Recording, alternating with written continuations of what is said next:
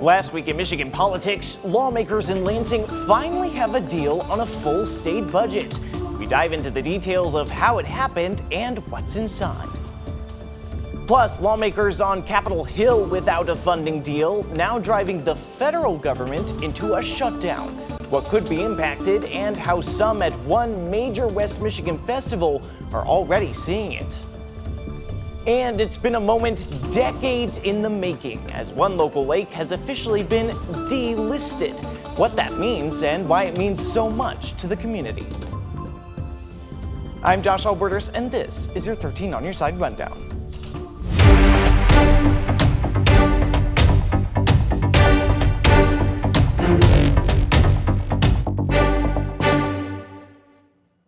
And we begin at the state capitol, where late Thursday and into early Friday, state lawmakers reached their long-awaited goal of passing a full state budget for the next year. They had originally missed their final deadline on October 1st before putting a short-term funding plan in place through next week. Just before this episode, we broke down key areas as to where your money is going. We finally have a full state budget from the legislature. Governor Gretchen Whitmer is highly expected to soon sign that into law. A lot of compromise, it seems, here. So let's look into some of the key areas. When it comes to education funding, what many districts and families had been waiting to see was whether the state would continue to designate dollars for its universal school meals program. The Democratic-controlled Senate's plan and the governor's plan had called for continuing that, while the Republican-led House's plan had called for generalizing the dollars, letting schools use the money for meals if they saw fit or using it elsewhere if they didn't. This budget passed by lawmakers does designate $200 million specifically to continue that program, with another $1.6 million for non-public schools. Another big part of the deal was what to do about funding for roads. Many leaders saying, yes, we'd like to get a roads funding plan in place, but how they wanted to do it was a bit different. In the version of the deal they passed, it would include several key parts of Republicans' original road funding plan from earlier this year. No longer putting the state's sales and use tax on certain fuel, but at the same time upping the motor fuel tax. This essentially just shifts money you pay at the pump to where they think it should go, the roads. Where sales and use tax dollars go to a number of different places, motor fuel tax dollars go to the state's transportation fund. A big question mark, however, whether the state Senate would sign on to the House's plan to put a 24% wholesale tax on marijuana and have that go toward roads. That concept was originally part of Whitmer's roads plan. There were people protesting that proposed tax at the Capitol this week. There was talk of whether the Senate could get the votes, but in the end, it just barely made it, getting exactly the 19 Senate votes it needed to pass. Also, some West Michigan projects set to be funded under this budget. You can find where you might see your dollars at work at this story on our website, 13onyourside.com. Also, as part of the budget, millions are expected to be coming to projects right here in West Michigan. 13 on Your Side's Peter Elliott has the details about where you might see it. So I didn't leave the Capitol until probably 4:30 this morning. A long night of negotiating. I'm refreshed now and ready to go, and just excited that we were able to get something done we can be proud of. But there's a lot to show for it from both parties.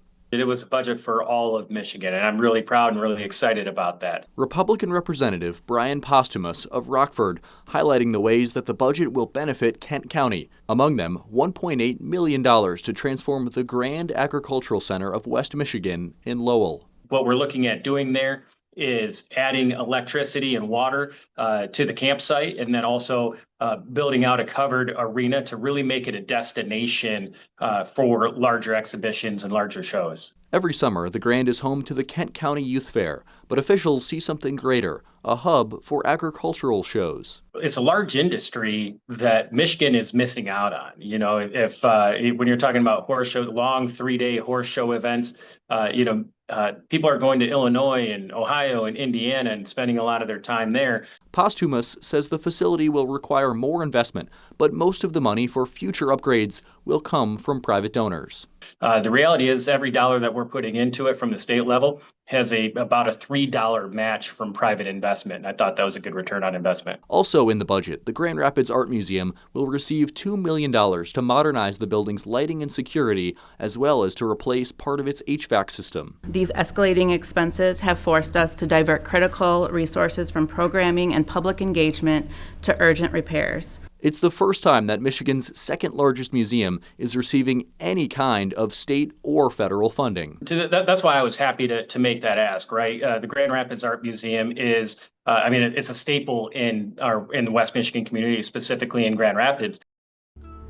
Turning now to the nation's capital, where Republicans and Democrats failed to reach a federal budget deal, missing a midnight deadline on October 1st to fund the government. As of this recording, the federal government is still officially shut down. The shutdown is impacting a number of services and Art Prize artists in Grand Rapids, whose venue is the Gerald R. Ford Presidential Museum. Several artists have had to move to another location or outside the museum. 13 on your side's Micah Cho talked to one of those artists. Well, politicians in Washington were working on a budget earlier this week. Cracks can happen if you shock the glass, you thermally shock it. So Mark Lewinsky was planning. We kind of pivoted rather well, and we're still going, still in business, still showing our work. Since the Gerald R. Ford Presidential Museum, where Lewinsky's 10-foot piece hung on the second floor, is government funded, it's part of the shutdown. Eras is still behind the locked front doors. It's kind of trapped in there right now, and we're waiting to see what happens in lieu of shutdown. I was given the opportunity to set up outside at the last minute as an emergency measure. According to Lewinsky, it took about 2 to 3 days to hang the glass woven art piece, and it would take just as much time to tear it down. He was up early Wednesday morning setting up his alternative. My friend Ryan Schmidt helped me set up this little mini booth and hang the work, and so this is all work that I also do that was not part of the show, but they gave me a great opportunity to continue showing in light of my piece being inside and inaccessible. Although other artists could move their pieces to the Morton Building down the street off of Ionia Avenue, Lewinsky said he wanted to stay at the Presidential Museum if possible. Would hope everyone goes there and checks those guys out. I had the opportunity to go in there. I really felt it'd be stronger for me to stay at the Ford Museum, where I think people are familiar with my location here, and I think they're gonna expect to see me. So it was really great that museum staff, Joel Westfall, kind of let me come out here and set up here last minute.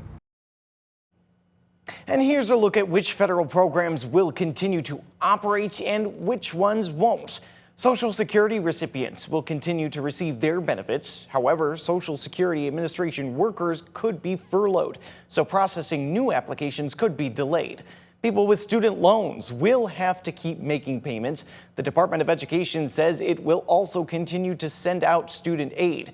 The Supplemental Nutrition Assistance Program, known as SNAP or food stamps, will continue subject to the availability of funding, according to the Department of Agriculture. So will benefits for WIC, known as Women, Infants, and Children.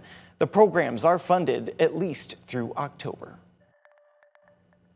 The ACLU of Michigan is suing the federal government over its immigration detention policies. The civil rights organization alleges 8 Michigan residents are being held without bond hearings, calling it a violation of due process rights.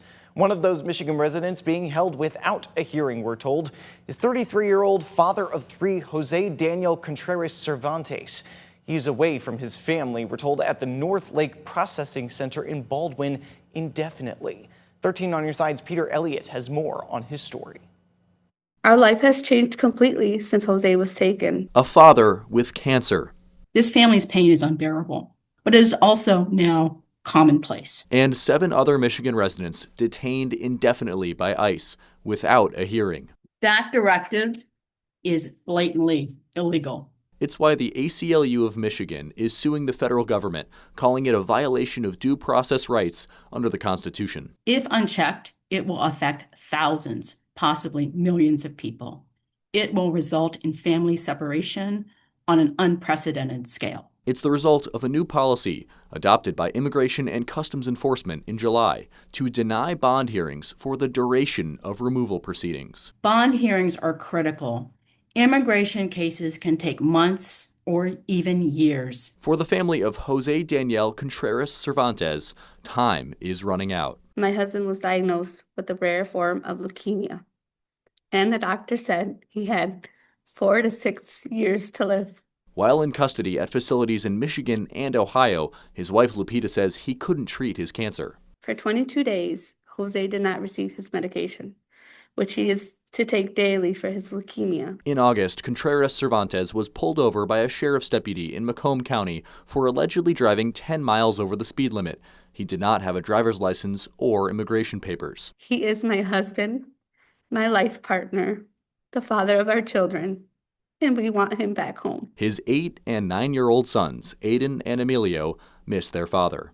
I am really hopeless without my father. I miss my dad very much.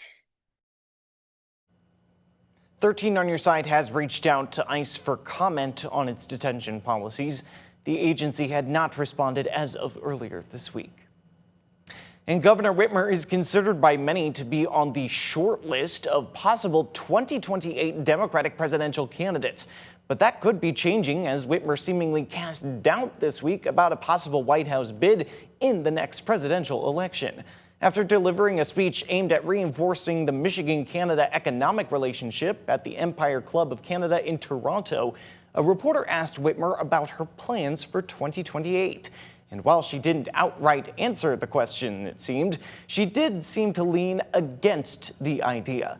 Whitmer said in part, quote, "I don't know if I need to be the main character in the next chapter, but I want to have a hand in writing it. And I think I've got an important vantage point as the governor of an important swing state, and so I anticipate helping, but I don't know if I'm going to be the person," unquote. You can watch Whitmer's full speech and responses to reporter questions at our website, 13onyourside.com. A planned redevelopment of a lakeside property in Muskegon County is getting pushback from some community members and a government organization. Coming up, what hurdles are still in the way for a project that could transform part of Muskegon Lake?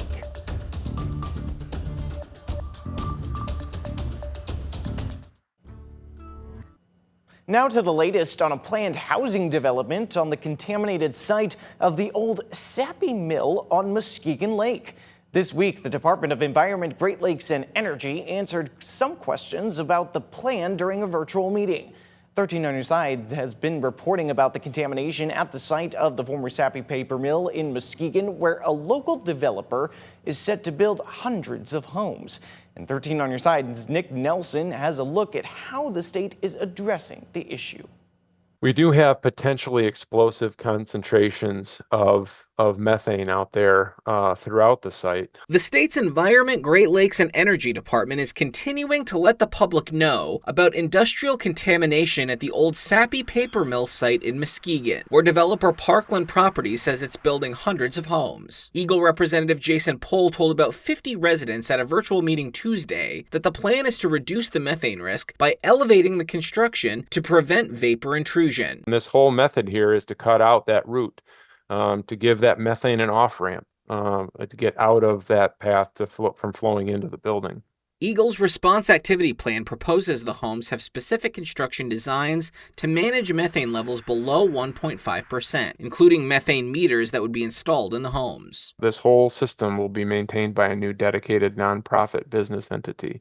And so that entity is going to be charged with maintaining these meters, making sure they're monitored and calibrated.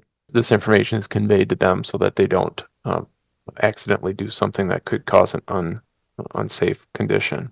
Eagle says although it does not have the authority to shut the project down at any point, it will continue to work with the developer to make sure the living conditions are safe. So when they're moving soils around or dewatering things, digging foundations, all of that has to have special precautions because we are on the site of environmental contamination.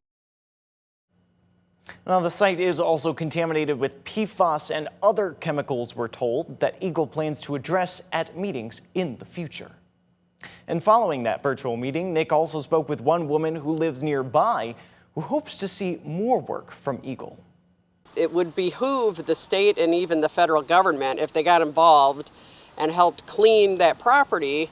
Renee Schwartz, a Muskegon resident who lives on Muskegon Lake near the site of the development at the old Sappy paper mill property, is concerned about contamination from methane, PFAS, and other chemicals. She says she's not against housing developments in the area, but says it's important that the site is safe, and says from what she knows, it isn't. I don't think it's the responsibility of any of the developers here on the lake that it should be their cost and, their effort to clean it when it was something that was not mitigated by the original owners and they walked away scot-free. Schwartz is also critical of the proposal to build the single-unit homes 24 inches off the ground. Addressed in the Department of Environment, Great Lakes and Energy's virtual meeting on the matter Tuesday to address the methane gas on the property. It was done to align with current Eagle policy, and that's what's under review right now by us.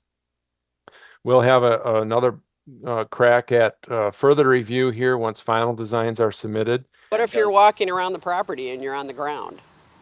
What if you're in the swimming pool or wherever? Schwartz says the lakefront area in Muskegon is a hidden gem and wants tourists and people moving there to enjoy it while being safe. No one around here wants anything developed unless it's safe. It's going to affect everybody. They want to put in restaurants in there and a park. We love living here. Every day we drive by the beach and say, we live here. So we're very pleased to be here. And 13 on Your Side did reach out to Parkland Properties, the developer of that project. As of earlier this week, we had not heard back. The state is taking public comment on the development through the end of the month.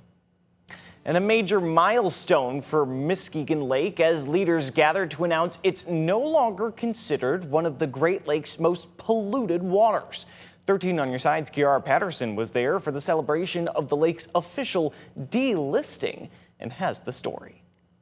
State and city leaders gathered here at Heritage Landing to celebrate the official delisting of Muskegon Lake as an area of concern. Anytime we can declare a job finished, what a big deal for the community. It's been really fun to meet the folks who have been doing this hard work for so many years. Muskegon Lake was first listed as an area of concern in 1987, scarred by decades of industrial pollution. This new milestone comes after nearly $100 million in cleanup and restoration.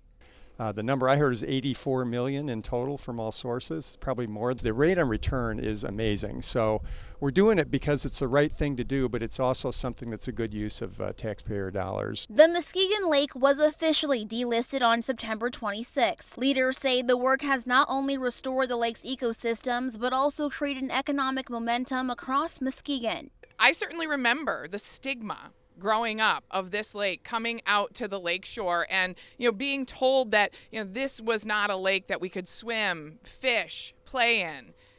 Now to know that my boys and I who love to fish year round can come and enjoy this lake for future generations.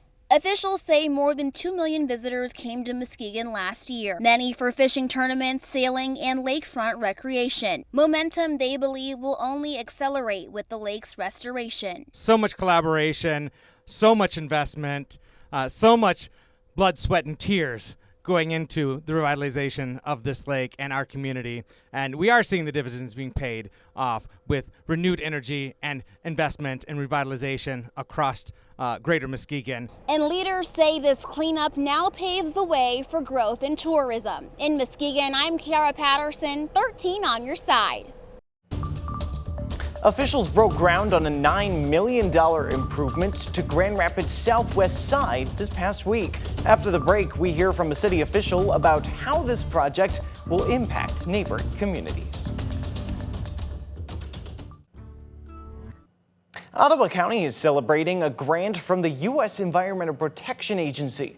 The EPA awarded the county a $500,000 brownfield assessment grant earlier this year.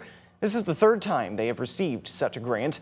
Earlier this week, the county showed off Terra Station, a 12-building complex currently under construction. Funds from the 2020 EPA grant help support site assessment for the project. Communities can use the funds to evaluate environmental hazards and decide what vacant properties can be used for.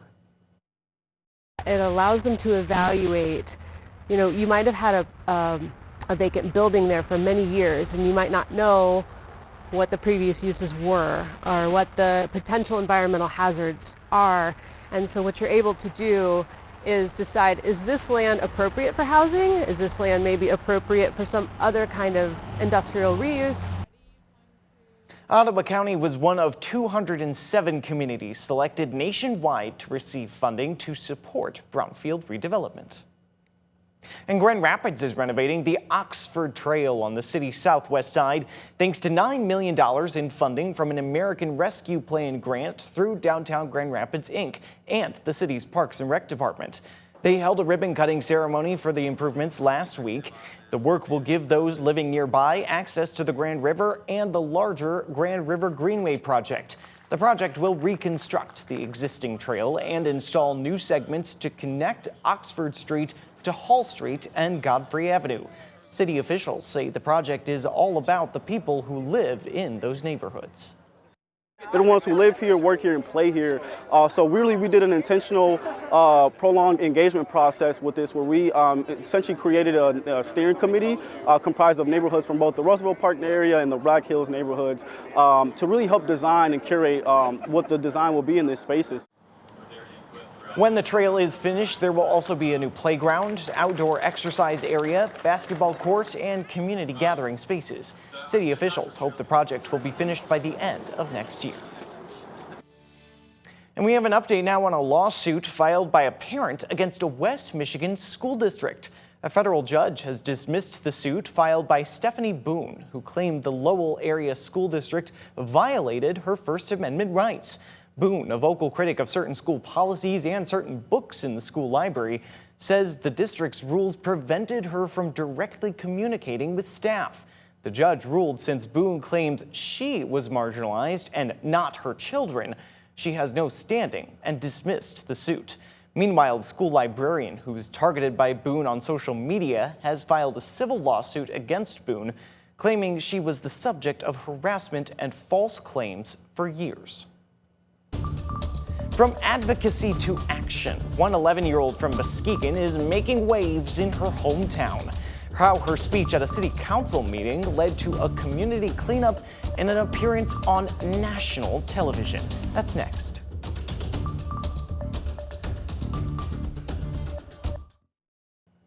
Before we go, we have a follow-up to a story on how raising your voice and advocating for your community really can make a difference. In August, we introduced you to young Zoe, who spoke in front of the Muskegon City Commission about picking up litter and garbage around the community. Hello, thank you for your time. I've noticed our town actually has a littering issue, like from Nelson to 8th Street. Broken glass is basically everywhere. Also food and drink wrappers, I've noticed that a lot. Also plastic bags just kind of rolling around, which is really hurting ourselves as well as our community. And I also really like our city, so I feel like we should try to do some things that can actually help make a difference, like maybe picking up any trash we see on streets or sidewalks. And now, less than 2 months after she spoke before the City Commission, that 11-year-old from Muskegon is still proving you're never too young to make a difference. Her cleanup efforts have gotten the attention of a national audience. 13 on Your Side's Alexis Dumergine recently met up with Zoe Tice during a cleanup in Muskegon, where her mission to keep West Michigan trash-free is gaining momentum and turning heads along the way. Zoe Tice. We're picking up trash to try to clean up Muskegon. For Zoe, it's about protecting her hometown and the animals who share it. Picking up a crap ton of broken glass. A bunch of people like to dump their broken glass over there. That really hurts us. Yeah. And the animals, too. Her passion caught the attention of the Travis Manian Foundation, which teamed up with her for a special cleanup. Today, we're really honoring Zoe's great-grandfather, who was a 20-year veteran who passed away in the last couple of years. But his name was Charles Whitten, and he was in the Army for 20 years. And he was an outdoorsman, and he loved being outside. So how awesome is it that the Legacy Project today is to pick up trash outside and make Muskegon pretty. And Zoe's hard work has already taken her to a bigger stage, even the Kelly Clarkson show. Oh, it was so exciting. Kelly had a shell-shocking surprise for me, but I can't tell anybody. But at the end of the day, her biggest goal is still right here at home. My goal is to try to make Michigan trash-free, so that way we can all be just a little better. From broken glass to a brighter future, Zoe Tice is proving you're never too young to make a difference. And that's the rundown for your week in Michigan politics. Be sure to keep up with all the top political stories of the day, both on air and online at 13onyourside.com.